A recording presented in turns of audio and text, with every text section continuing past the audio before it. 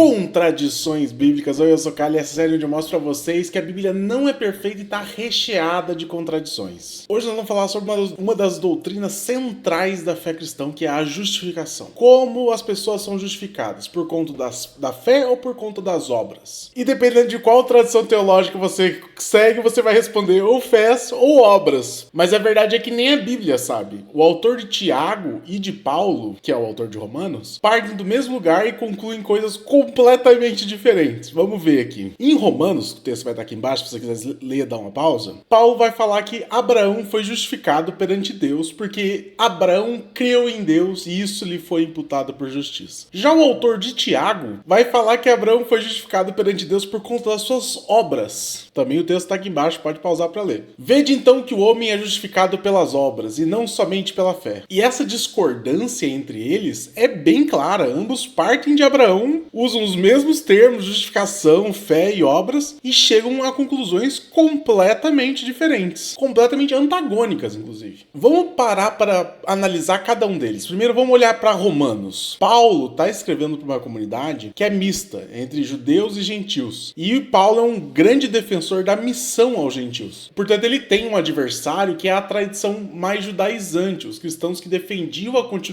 a continuação da tradição judaica no cristianismo. E para Paulo, as obras estavam ligadas à prática judaica. Obras da lei, seguir mandamentos da Torá, circuncisão, que inevitavelmente acabavam apontando e dando força a esse grupo de judeus convertidos ao cristianismo que queriam manter a tradição judaica. Então, o argumento central de Paulo é que as obras são insuficientes e que é necessário a fé. Toda a argumentação que ele constrói em Romanos é que todos são pecadores. Então, independente das obras ou não, elas não vão ter valor suficiente. Paulo faz um movimento teológico que tira a salvação da lei mosaica e move para a fé em Jesus. É uma mudança. E por conta dessa argumentação que ele traça em Romanos, ele move esse entendimento que a justificação de Abraão se deu pela fé. E é bem importante ressaltar isso aqui, porque Paulo está de fato movendo o entendimento. O entendimento, o consenso da época não era esse. Paulo está trazendo uma inovação teológica. Quando nós vamos para Tiago, Tiago é o exato oposto. Tiago está falando com uma comunidade que é majoritariamente composta de judeus. E eles são judeus que defendem a judaização do cristianismo. E, portanto, eles tinham como inimigo aqueles que queriam se afastar da tradição judaica, que são os seguidores de Paulo e as pessoas que acreditavam na teologia de Paulo. Todo o argumento e a construção que Tiago faz parte do que o judaísmo já acreditava, os consensos que a comunidade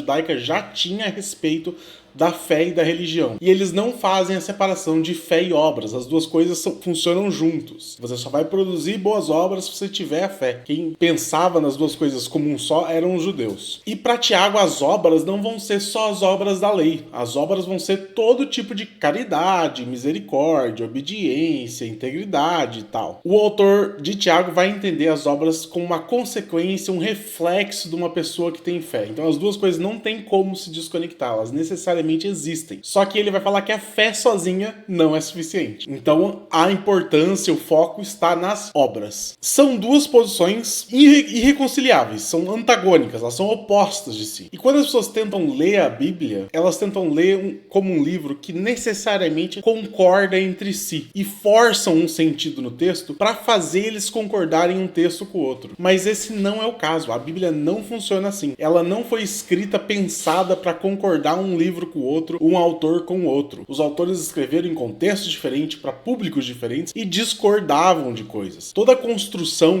teológica que a gente vê na Bíblia é isso, é uma construção teológica de uma comunidade, de um autor sobre um tema. Romanos e Tiago apresentam visões contraditórias sobre como se dá a justificação. E não são duas faces da mesma moeda. São duas moedas totalmente diferentes. Foram escritas para comunidades diferentes, que acreditavam em coisas diferentes, que os membros eram de tradições diferentes, mas ambos os textos acabaram entrando no cânone atual. A igreja, sem querer, acabou preservando coisas antagônicas. Mas é um bom exemplo para mostrar que a Bíblia não pode ser lida como um livro que sempre concorda. Ela não é um monolito que 100% das vezes concorda entre si. Ela é um texto fluido, cheio de discordâncias, de inconsistências. Ela não é um livro bom para se chamar, se dizer que é a verdade, porque ela por si só se assume como variante, como cheio de problemas, contradições, linhas teológicas diferentes. Então quem fala para você que a Bíblia não se contradiz ou tá mentindo ou não sabe o que tá falando.